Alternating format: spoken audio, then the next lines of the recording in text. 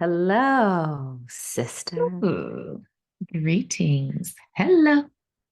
Greetings. Ah, so we're breaking it down. We are inside of this juicy, juicy topic we're calling Break the System. We are on part three, around being the example. And you know, sister, what I see and hear a lot is folks that want to talk a lot. And I'm prefacing this has been me at one point. I'm quite certain I probably do this at different times because hello, humanity. But there's a lot of talking and like wishing and Mm. oh, well, and pointing fingers. Ah, if they'd just do this, or if we would just do this, like, ah, if we, all of this. And I'm often just curious, and we'll pose the question today of like, well, what if you just step in and be it first? Like, what if you create that for yourself first for all of the things that you're asking, you see change that could be possible, or you wish that someone would show up in this way and they're not doing this. Well, what if you be it first? Because I often find people are, because I've done this myself, of saying, well, I don't know why they don't just like, I don't know, give me the priorities. I'm not clear on my priorities. And I'm like, did you ask? Mm-hmm. It's like taking that step further to actually be what it is that you are desiring, the desired outcome, be it, and then watch it happen. Yeah. Yeah. Yeah. What keeps coming up as I'm listening to you, Jill, is like the old adage, be the change you want to see, right? And I can't tell you how many times like that simple question of like, did you ask? Even if, I mean, I'm in sessions with clients and I hear them talk about not having clarity in their organization. Like they want me to create my 2024 goals, but I don't even know what the goals of the team are, what the organizational goals are. Like they haven't given me that and I don't have this. How am I supposed to create goals? And listen, I understand the frustration. I get it. And yes, the question is, did you ask? One. And if you have asked and you haven't gotten that clarity, then what's stopping you from asserting yourself and saying, in the absence of any information, knowing what I know about the business or knowing what I know about what I want for my career, these are some goals that I've created. And then taking that to your leader, to your manager, and saying, here's what I've come up with.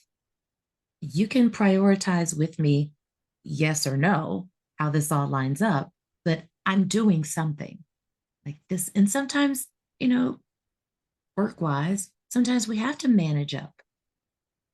We have to. We have to Mm, be able to say, I'm not getting what I need. So let me be clear with you about what I need. And let me be clear about the thoughts I'm having that could be helpful and productive. Here you go. Now you tell me, help me make the decision or you make the decision. I think the priorities are A, B, and C. Is that correct? Yes. Thank you. Great. I'm moving forward. Oh, yeah. that's not correct? Great. It's only B? Awesome. I can roll with that.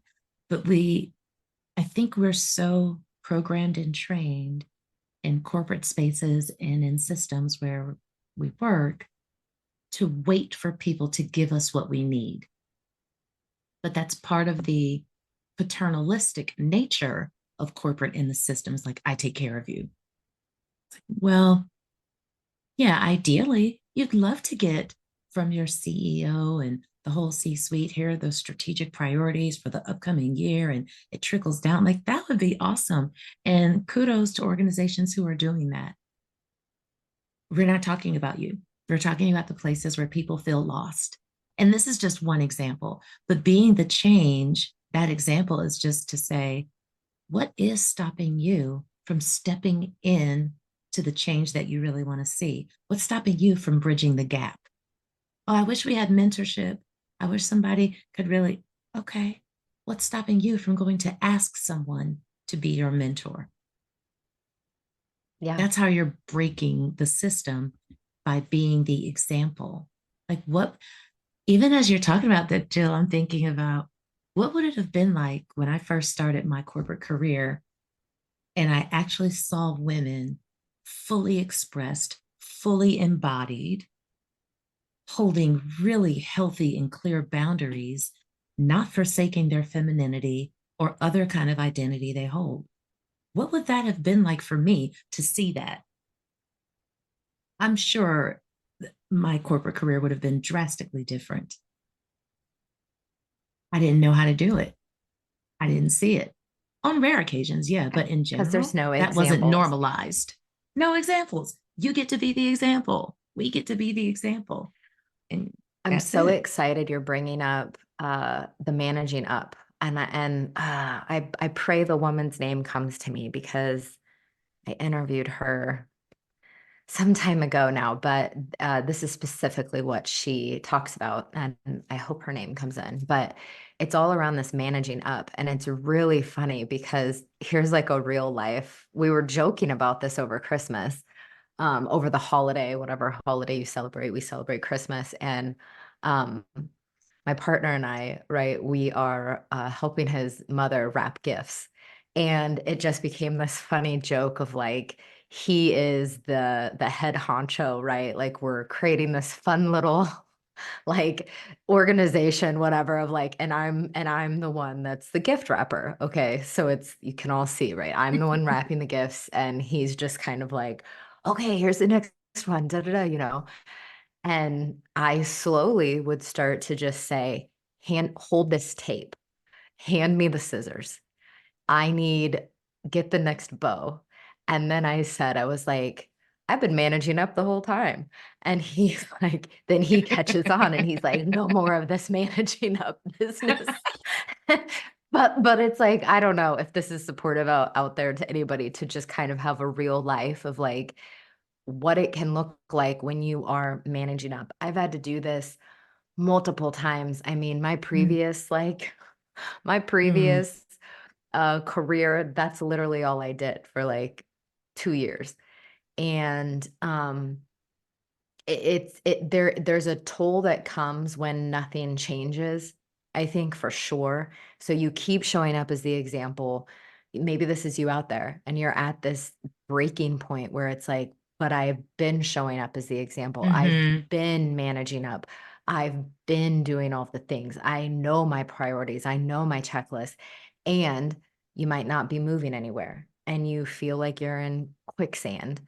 Um, so then I think it steps into, I'd love to hear your thoughts on this. I think then it steps into like really being who you desire, like being where you want to go. And that might require you to step out of the quicksand, which means go explore somewhere else, look at another organization, because then I think it's like part of breaking the system.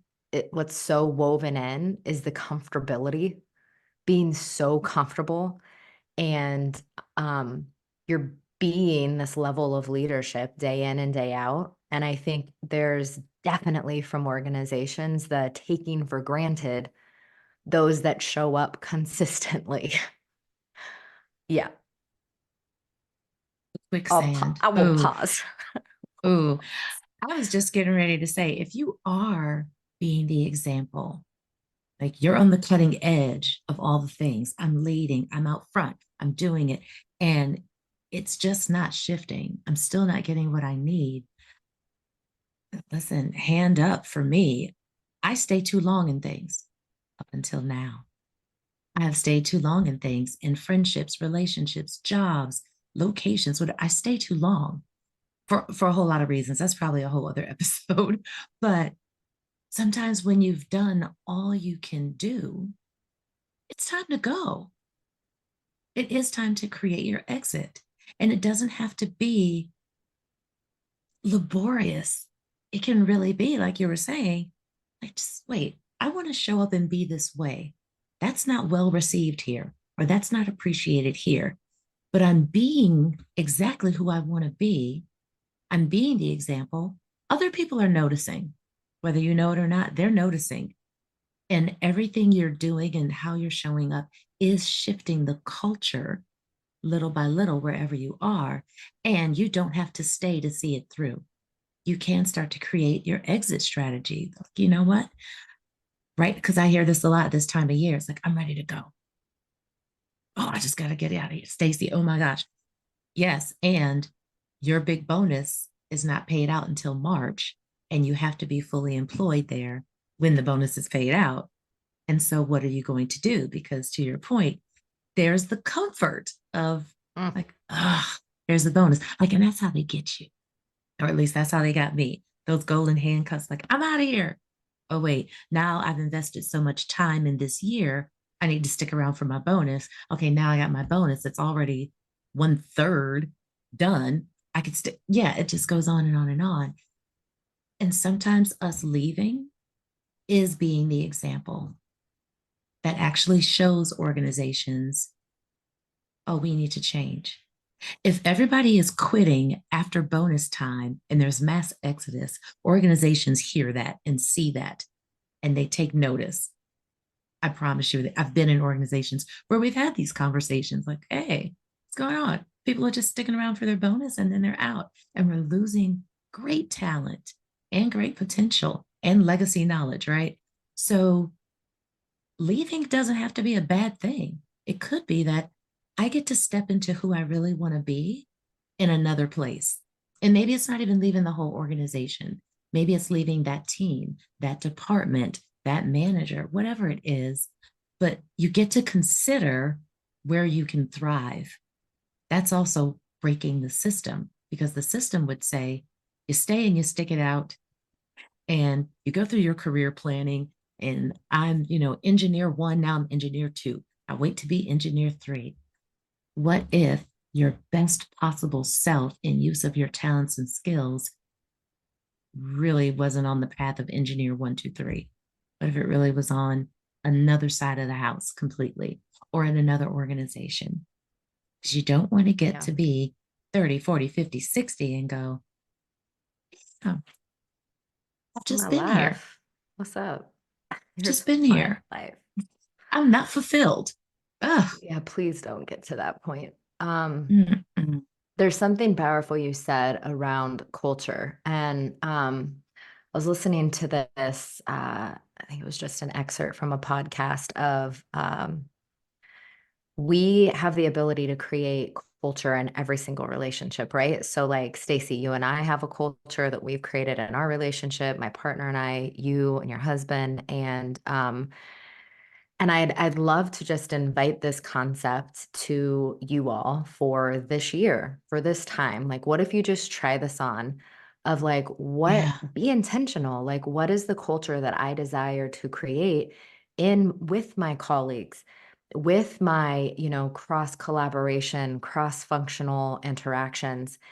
And I promise you that if you try this on for 3 months, after those 3 months, you will see a difference because that is leadership. That is you showing up, being intentional Mhm. with how you want to be, with your meetings, with your email communication. I mean, this is huge. How are your emails? What are you putting in your emails? I had correspondence. This person's asking literally 10 questions in one email. I Oh, was wow. like, hold the, oh, wow. I Oh, said, wow. what? I'm like, can we have a coaching moment really quick? Sure, sure. What of all of these? 10 questions. What of all of these would be your core top one? Like, what is the desired response that you want to get? Well, they're not Hmm. responding to anything. I'm sure they're not. I'm sure Right. they're not. It's like leadership is at that level. And that's what I would, just invite everyone you're out there listening. Like, how am I leading in my life?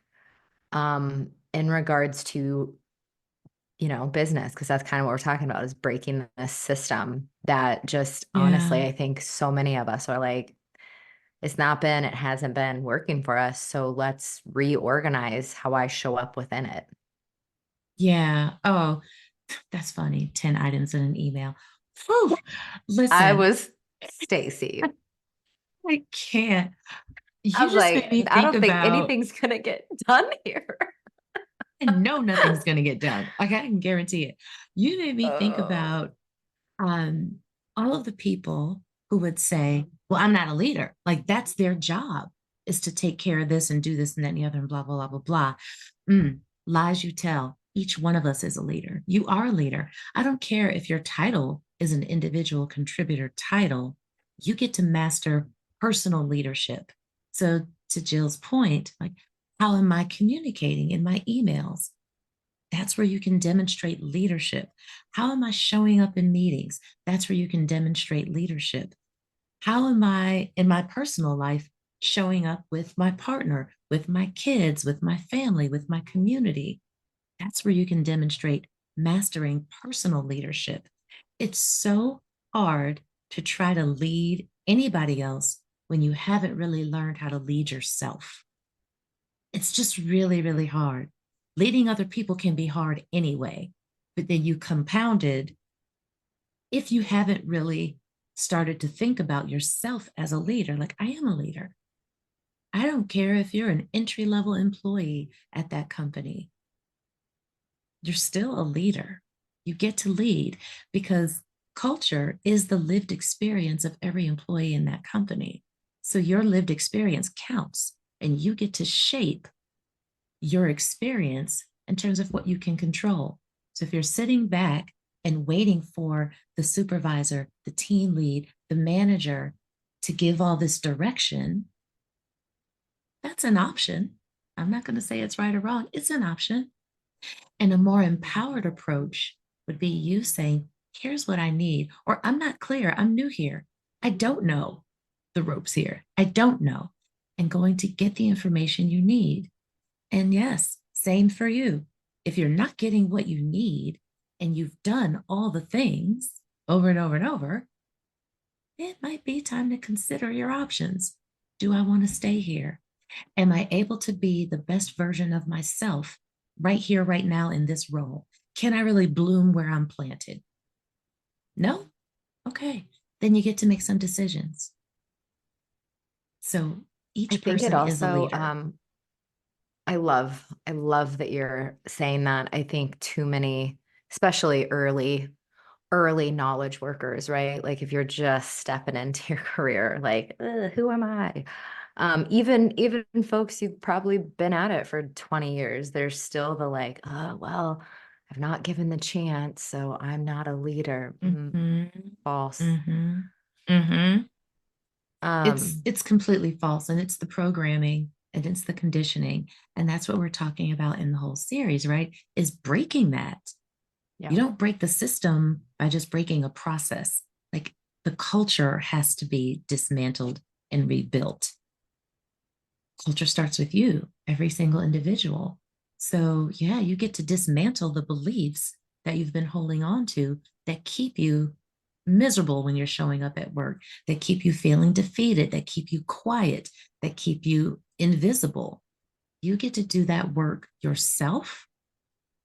And when we're doing that work for ourselves, we start to see a whole lot of other things very differently, Hmm. very differently.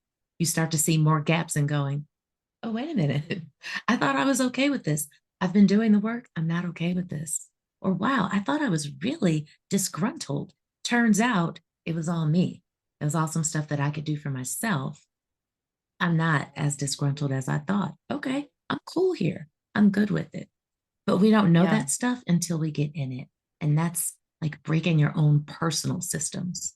There's um there's another invitation coming in that like you're talking about of, if you're not happy, you get to just be honest, like, hey, yo, this is where I am. I'm not happy in this role or whatever it Oh, might yeah. be. I think Yeah. the brutal self-honesty. And I'm curious.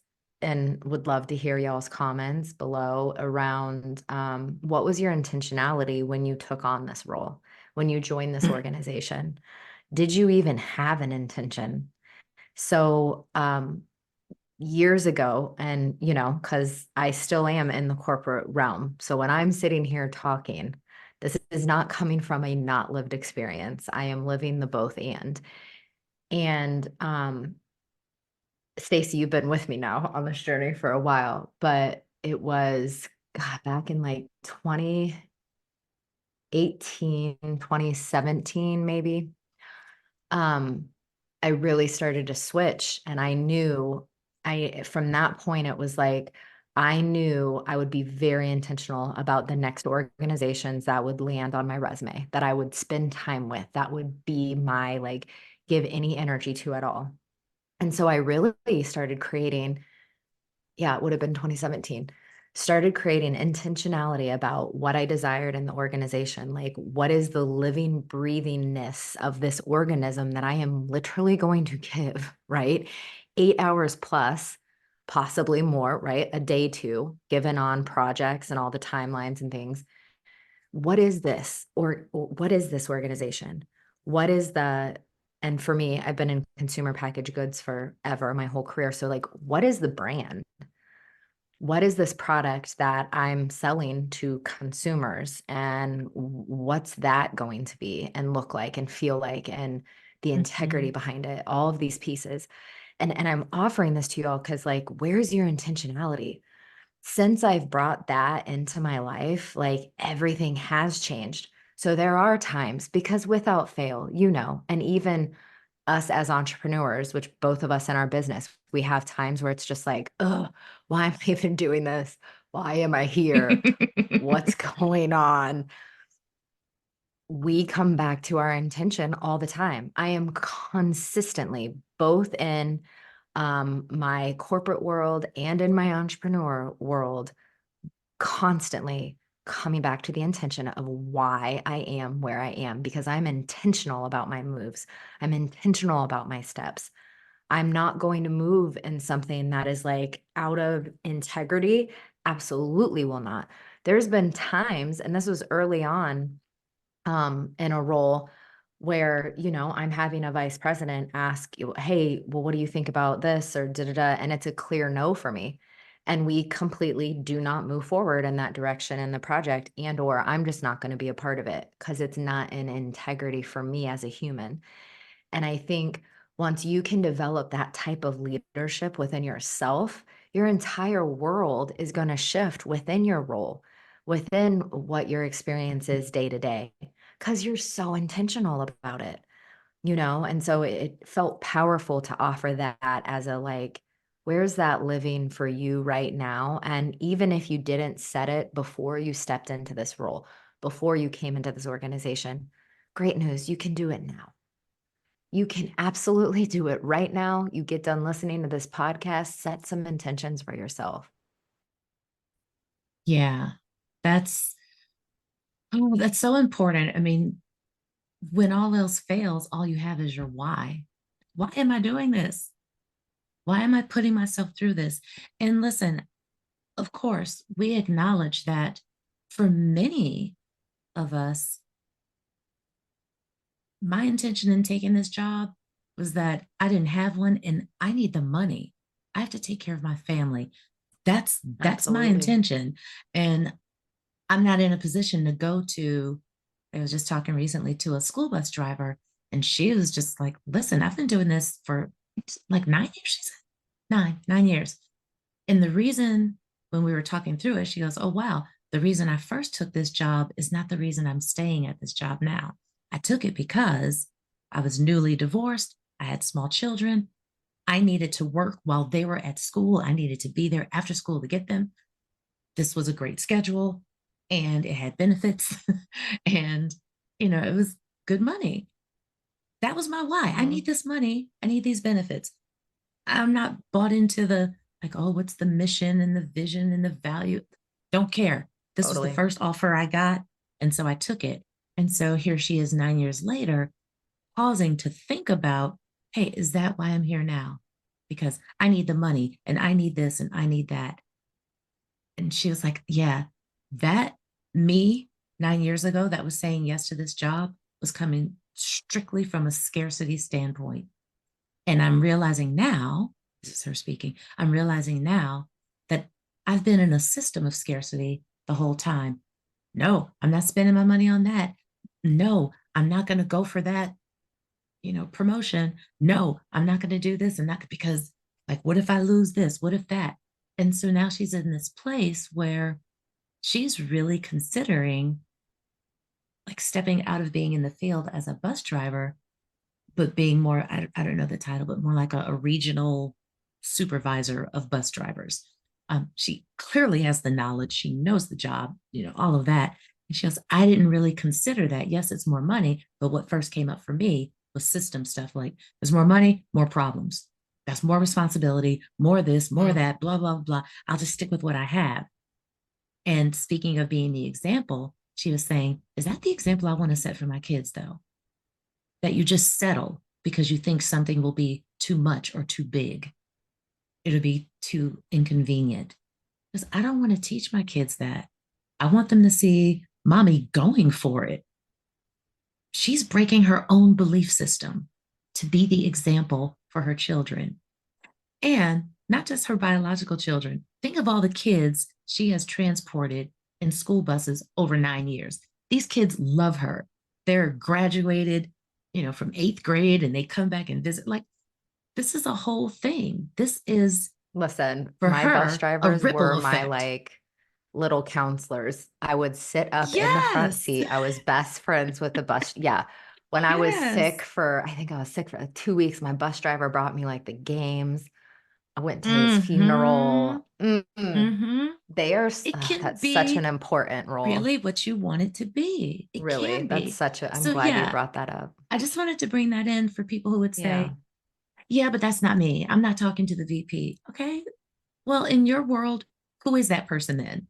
Is it the supervisor? Is it the team lead or whomever?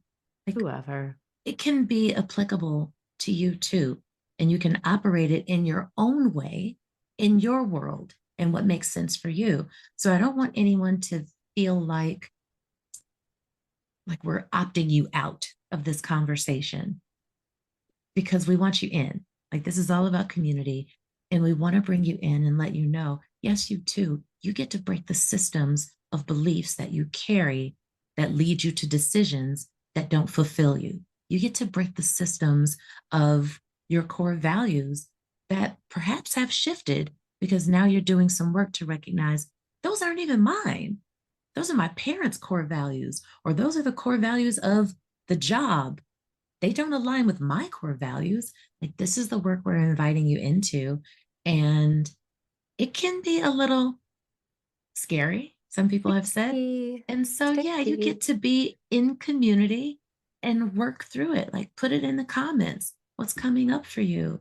Are there fears around you being the example, you being the leader? Because I guarantee you, you're not the only one who's feeling that way. You're not. And so many of us need to know we're not the only one. Thank you for That's big. making, yeah, thank you for shifting it back to like such a relatable state. And I think we're, almost going to close here today on this. And it's also just bringing forward this next level of leadership in all of us is, how can you listen to someone speaking and learn? I think for a full year, I kept saying, everyone's a teacher, everyone's a teacher. So anytime when we're feeling like, that's not me, it's shutting down our ability to be able to actually listen to what could be in there for you. And Mm-hmm. so we gave a lot of different examples, which I'm so glad you brought that story in for like, y'all just grab the part that it feels most aligned to you right now. Let everything else fall away. We're not here to be, you know, it and all of it for Mm-mm. everyone, Mm-mm.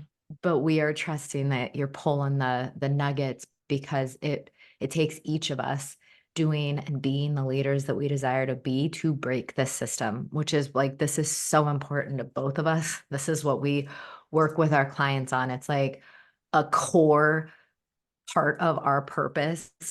like individually and us coming together and this podcast and our community and all of the things is like, it takes us, you know, as a whole, as a collective to break this system.